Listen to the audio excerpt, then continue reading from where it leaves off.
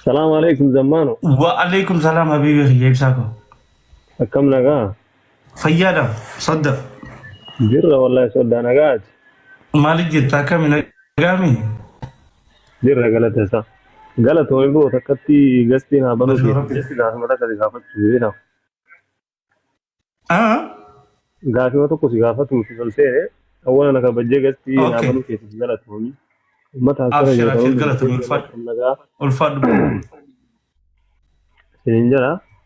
لكن ستي كيس قافت لقافي تك. صد مالي فنانير. اوف. اوه. وان انت لتين يا فوتير. لا في بريدو. انت اللي سرافود. ها؟ انت اللي سرافود. مرة بيسي. وررها. اوه. صدق ما دي فنان جتا لما قافي. إيه سيجا لغة ما دي بيسار تروى قافي ما سيجا فتو ايه قتي دي ايه مربانا ست دي. ستين طلو. No, نتطلو دبيتي ميت. اه. Just gaafii itti deemaa. ايه لكن ناسي ما كين جولي بكتكاتي جولي نانو تكا. Ijoollee naannoo Sanumaaf takkaa soddaa si yeroo intala teenya fuute obboleettiitii yaa. yaa yeroo isiin ijoollee Harargee akkasuma ijoollee Oromooti. Aadaan No no ijoollee Harargee qofaaf miti. Ishee akka naagal obboleettiitu ilma ishee Oromooti akkuma obboleetti. obboleettiitti. Garuu ammoo gandiisii anama fakkeenyaaf dhaloonni kiyya Baalee Oromoodha. Isheen dhaloonni isii Harargeedha Oromoo. Yes Kan waliin nu fide jaalala. fayyaa naadee. Duubni akkasiin jedhu warroonni as jalatti viidiyoo wayii waraabamee argee ture. Erga isiin Harargee taatee jirtu ka beekan ta'e erga isiin ilma Harargee taatee jirtu ka beekan ta'e maal gochuu Harargee kiingi jedhii akka adabatti Harargee kiingi jedhanii adabsiisanii. Gaaffii bareedaa gaaffii bareedaa. Harargee kiingi yoo jettellee homaan qabu warrisi ijoollee Harargeetii bishin. Rakkoon qabu anamma ramsaale yoo isiin jetteetti hin boona rakkoon hin jiru. Garuu No ammoo anamma ati baalee kiingi yeroo akka adabatti jedhee kana jettanii jira. hin jedhe yaan jedhe normaala. Garuu ammoo akka adabatti maal gochuu isii bira dhiyeessanidha. Waan kanaan taphatti malee adabbitti hin beeku beektaan. Akka taphatti beeku malee. Amma fakka adabbii namni waan bada beekaa miti adabbii amma fakkeenya adabee akkana godhee oggo jaan ana amma kana taphatti hin beeka malee ana adabbittoo akkasitti wanni hin jiru. No jechuun laayik akka waan sirraan fakkaanne malee osoo hin taane na jaqasa jechuun maakiin yaa ilma Harargeeti Oromoodha Oromoo guutuu jaaladha si galee gandi isii irraa alatti jiru haadha abbaa isii warra ciroo warra Harargeeti dhaqee Harargee uummata jaalalaa san uummata kabajaa qabu si galee silaa ganda ka filatu ta'e silaa gandummaa waan akkana hin deemu ta'e baalirraa ga'ee Harargee irraan fuudhu si galee waan uummata san jaaladhu uummata kabajaa uummata ta'e qabu. Jaalatami bareedaa fi. Yaa kanaa miree erga akkas ta'e maaliif intala sana hidhatiin tun ilma teessani intala teessani yoo balleessite yoo waa gootes nama ofiiti nama ofiitti wal kaa'ee wal dhoysee nama fuulduratti osoo hin taane wal gorfatamoo maaf akkanatti itti weerrisan maaf gaafii akkanaa akka Gaaffii bareedaa kaasa. Ibsaa kiyya. Awwaam jiru hin beeku maakii tana akka nama biratti like naaf maakiin hedduu walitti dhaluun. Ni beeti. Ilaalcha namaa qabu ni beeti. Tokkoffaan namumatti namana. Waan nama gartee waan biratti akkana wanni kana hin fadhu ni beeti maakiinis. Wanni maakiin amma nama biraatti hojii osoo hin taane ana wajjin wanni seentuuf ni beeku. Maakiin na kabaji ni kabajaani ilaalcha nan qabus ni beeti. Namumatti namana waan sirriitti na beektuuf gama biraa karakoo ishiin akkana goote waan ishiin akkana gootee jira nama akkasitti illee yaadu jiru ani illee hin beeku waan ishiin goote illee tarii yoo waan ishiin balleessite jiraate namni asirra jiru kun miidiyaan obboleeyyan kun immoo haruu addan dhaqu miidiyaadha namni miidiyaa immoo seensitiiviidha gizee fedhanii gammada gizee fedhanii waan fedhee waliin jaa waan jiru ani hin beeku immoo maakii ibsaa kiyyan akka nama biratti wanni hin laaluun ani like akkuma buleettii kiyyatti ilaalaa wajji taphanna namni inumaatti qoosirratti miidiyaarra wajjillee yoo teenyellee dasna jiru ishiidha hedduu wanni ijaa malee akka ilaalcha biraan qabu fana buleettiitii ijaa osoo saba biraatu taate Oromoo hundi naaf gali anamma fakkeenyaaf hargee kiing yoo naan jedhan kuni akka adaba dhiyaatu hin qabu si galee mikniyaatu hargee kiing yoo jedhe Oromoodhaa yoo faarsi rakkoon hin jiru. Warra soddaa kiyyaa faarsi. Dhibballeen jedha. Kun rakkoon qabu sii galee garuu ammoo namni tokko akkasii waan jibbaa uummata hargee kanaaf qabdu yookiin immoo uummata hargee kana hin feenitti fakkeessanii akka qixaatatti itti dhiyeessan nama sii galee jaalattee jibbeen an jaalatteetii miti kan Baalee keessatti dhaladhe yookiin Oromoo keessatti dhaladhe. Isiinis jaalattee filatteetii miti kan ilma hargee taate dhaladhe. Waan ofii waan keessa dhalatte saba naannoo ofii keessatti dhalatte keessatti akka qixaatatti dhiyaachuu hin qabu. Galee hardhallee borillee taanaan isiin yaa ilma hargeeti ilma Oromooti. Dhaabattee haga feete haa jettu yoo akkan akka qixaatatti osoo hin taane akkanumaanuu jedhu jedhanii yoo jedhe maal rakkoo qaba sun rakkoo hin qabu garuu ammoo waan akkanaa kana namni isii gara biratti dhiibanii akka qixaatatti dhiyeessaniif naa ajaa'iba si galee. Barra amma maali beektaa ibsaa kiyya amma haala hunda keessattuu amma fakkeenyaaf ati akkaataan ati itti ilaaltees normaal pozitiif ta'uu danda'a. Pozitiiva yoo jettee homaan qabu dhugaa ijoollee hargee yoo jettees rakkoo hin qabu. Namoota tokko jira si galee namoota akka hin taane gara hin taane nama dhiibantu. Laala nama dhugaatitti maami wallaalazii mana galu kana keessa ijoollee hargee nama lama waliin gala waggaa 7 waliin gala namummaadha waliin nuufidha. Walla sayirra taree bilaa'ummaa jiranu jedhu sayirra taree obbolummaa Oromummaa walitti qabu. Galee innaa gaafa waan akkasii kunniin ta'u. Galee namni amma kenna miidiyaa kana yeroo dheeraaf fayyadamaa turte hin beekna akka Oromootti isin jaalatanii. Hedduu bakka guddaan qabaaf. Nama jabaa ofii tokko gaafa inni waa tasaase yookiin immoo waa balleesse. Laal miira namni jechi namaa miira keessa nama naquu danda'a. Waa balleessuutu danda'a. Asirreessuus danda'a garuu gaafa namni tokko waa balleesse abboo sirrii bitoonni kun akkana sirreessi dursa moo waan akkasii godhanii walitti waan gara hin taane hamilee namaa tuquu akkasiin nama sanirraan dhalatanii uummata sanirraan durii fakkeessanii warroon daldala waan akkanaa jedhan bareedaa miti. Kun dhugaadha. Ibsaa kiyya maaltu jira seetee anamma miidiyaa kana gubbatti amma ijoolleen warri nu ilaalu kun hundillee beekuu danda'a. Ani yeroo hedduu kaniin qoosa. Kaniin haalaan qoosa guddata. Namni ani ittiin qoosne maakidha. Hedduun eeggadhaan. Hedduu. Maaliifi nama ifi nama jabaa ifi yoo nu waliin teessus yoo waliin taphannus wal bareechina. Waliin fokkasna obboleettiitii. Nin boonaan ni beeti ilaalcha nan qabu nin beeti. Sirri beeti ibsaa kiyya. Maakiin gaafa zammeen namaa akkamiyyeen. Waan biraatillee nama negatiiva qabu miti. Like nama kana akka namummatti obbolummaatti jaaladhee bakka wal bareechinatti namana. Immoo kanin warra miidiyaa biraa warra asirratti live hojiseen wajjin taphadhullee wallahi maakii ittiin qosa. Warri as nu laalu jiru hundi dubbachuu danda'a. Garuu haala jiru irratti maakii waan balleessite qabdi yoo balleessite humaan qabu bileeyyan ishiiti warra miidiyaatti dhiifama yoo waliin jaan.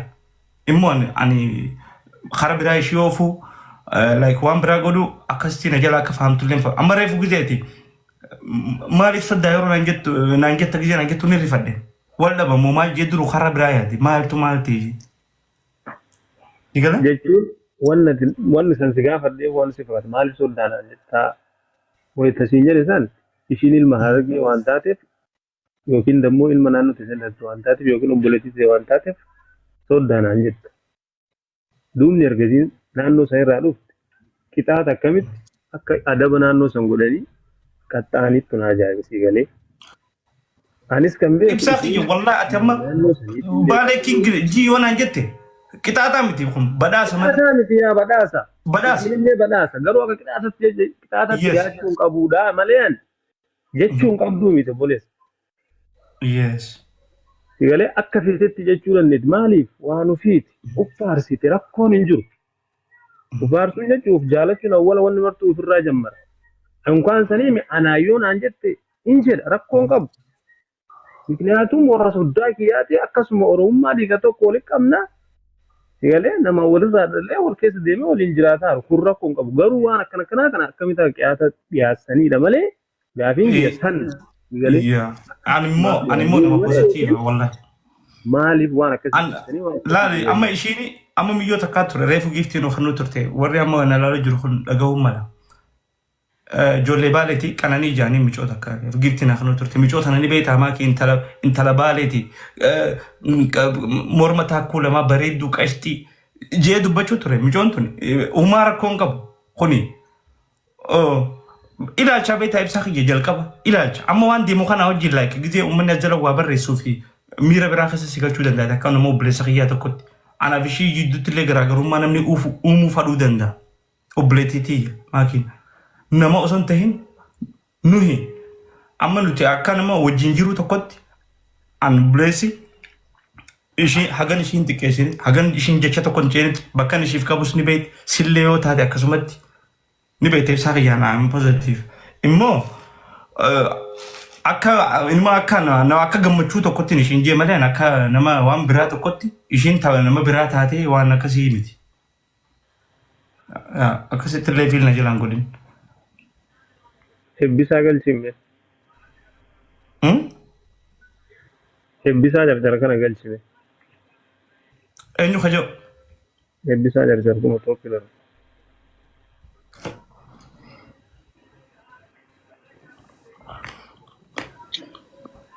Assalamu alaikum warahmatullahi wabarakatuh. Waalaikum salam. Zamanu abono fitteeti yaa bilees as gubbaarra fitteeti. Dalagarraa hogga galle silaalla.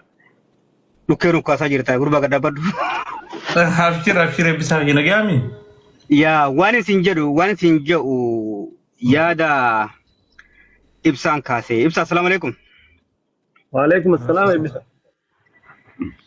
Ya dilaa ga dabresan hunda ani biyyan turre waan ijaabatu turra ga inshallah adda fagoo adda banne kamaleedha.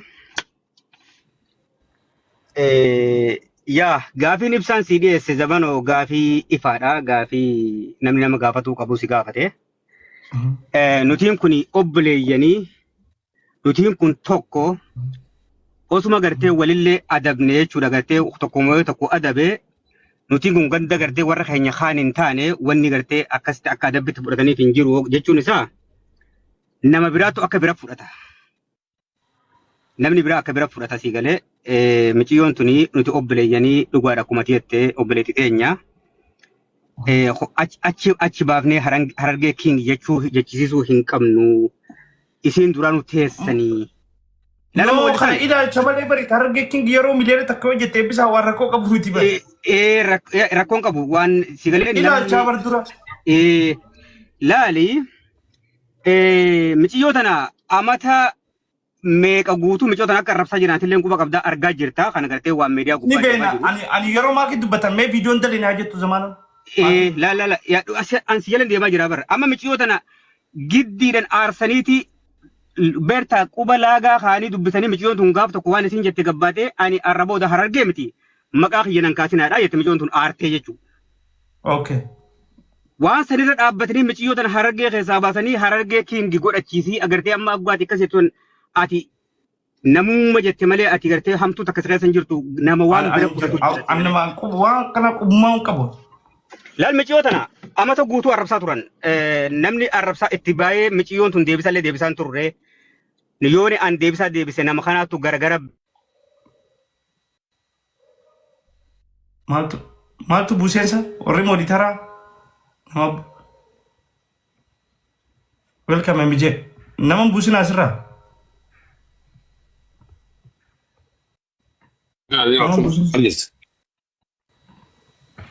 Nama buusinaan mooditara nama fuudhaa koo namarraa.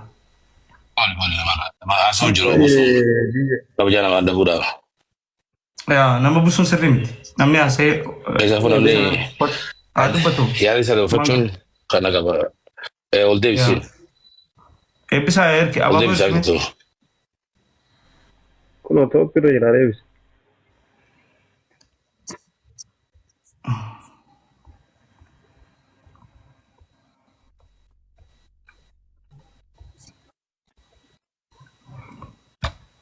Injiro ebbisa. Geemi modii tana naa Ergu jira, ergu jira, argaa jira. ergu jira.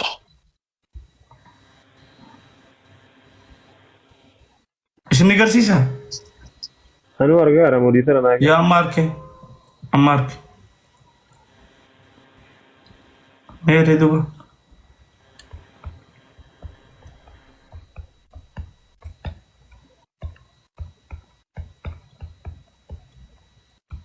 Komantii barreessi geeme. kun ababaa darbaara. Ergiseen tuqee bara naan fidu. Oo amma naa fide. Okay.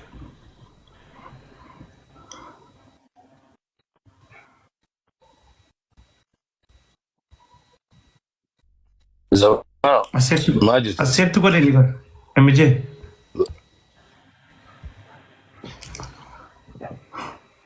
Anime gaafii takkaan qaba naannoo keenya argee kanaafuu. Okay.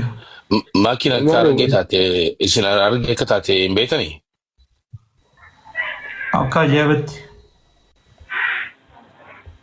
Maal rakkinni deema mucoota natti guyyaa matu rakkumaa irratti deema sila waa'ee argee kanatti ni aarsanii ijoolleen teenya takka takkaas jaalala qabduuf takka takkeen agartii jaaluma isiif qabduuf aarsanii takka takkeen akka biraa jaa maal rakkoon as jirtu ani madokotu hin baruu fedhaarra. Amma Ati beetinarra. amma rakkoon jirtu. Zamaanoti intal mucoota tuqeen inni tuqeen haa mucoota. Maal ati hin jenne. Hin tuqne. Hin tuqne. Ammas ijoollee teenya keessaa namni haala respect godhu mucootaan hin fadaan hin kabajaan. Social media kamiinuu gaafa mucoota natti doolanii namni ishirraa namni difeensi godhu ana akka obboleessatti. Nama keenya kajabaatee ol ka'ee dhaabbatee mataarra hin dheenaa namni keenya kajabaatu haa guddatu. Namni dubbatu zamaan maakiin akkan namni dubbatu nama positive. Gartee yoo ishiin amma nama miidiyaati namni miidiyaa ni aaras gizee aaree waa dubbates namni dubbisan jala qoota ni guddisa zoom godhee uummanni akka karaa biratti fiil godhuu danda'a. Sun dhuga. Xiqqaa tokko akka namni waan biratti hubatu nama godhuu ni danda'a miidiyaa kanaan olola namarratti hafarsuu ni danda'a.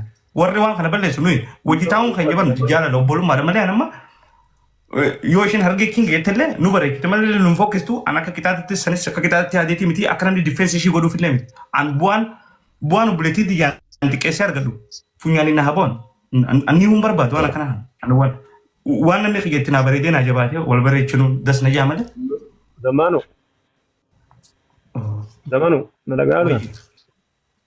Kitaa kumudii tara naa kenneeti. Okay, mee galchiin ati yoo dandeessi. Tokko hin jiru naa.